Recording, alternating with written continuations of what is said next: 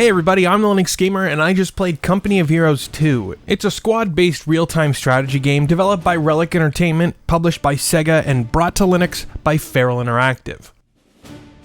Company of Heroes 2 was released for Linux August 27th, 2015.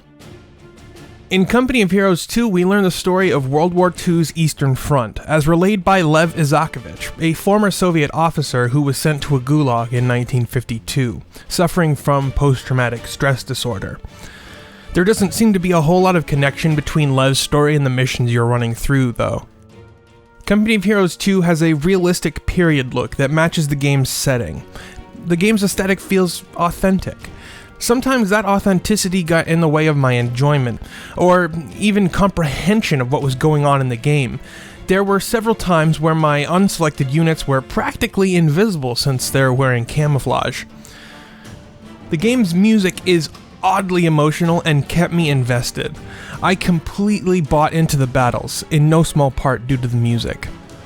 Company of Heroes solo game manifests in a campaign mode that runs the player through multiple historical battles, including the Battle of Stalingrad. During gameplay, you control squads of soldiers, micromanaging their tactics in favor of a more grand strategy. This is one of the defining features of Company of Heroes for me. There's not a whole lot of base management or what you'd expect to find in a traditional real-time strategy. There are many mechanics in this game that I appreciate. I enjoy the unusual take on the strategy genre. I appreciate the tactical aspects of the game, having to send your units into cover, needing to orient your tanks, artillery, and the like to where you want them to fire. I'm certain if I played this game more often, I would quickly get the hang of its subtleties and become as comfortable with it as I am with OpenRA, Age of Empires, or Rise of Nations. Company of Heroes has some annoyances that really got my goat. Battles truly felt chaotic and overwhelming, which could be commendable given it fits with the game's war aesthetic. Heads-up notifications seemed non-existent since I could be losing units and I wouldn't be able to tell where my casualties were occurring.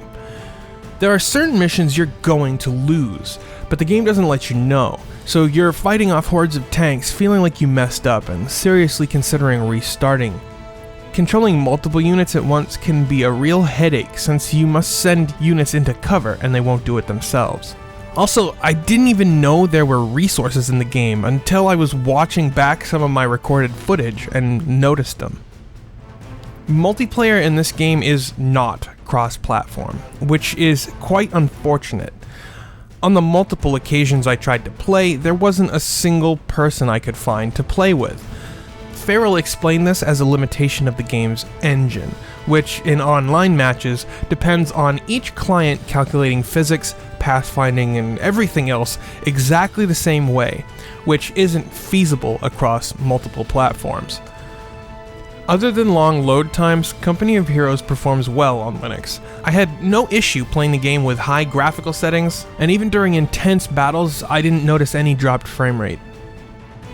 While it does have its flaws and minor annoyances, I think I was expecting something a bit different, and that's definitely not the game's fault. Overall, I had fun with Company of Heroes, and if you're a fan of tactical strategy games or games with a historical setting, you should give this game a go. It's available for Linux through Feral's website and Steam. Links are in the description. Have you played Company of Heroes 2? What do you think of it? Be sure to tell me in the comments or on Twitter at the Linux Gamer. Feel free to check out the rest of my channel, including my previous Retro City Rampage review. If you enjoyed this video, hit that like button and share it with your friends, and make sure you subscribe to see more from me, the Linux Gamer. Thanks for watching.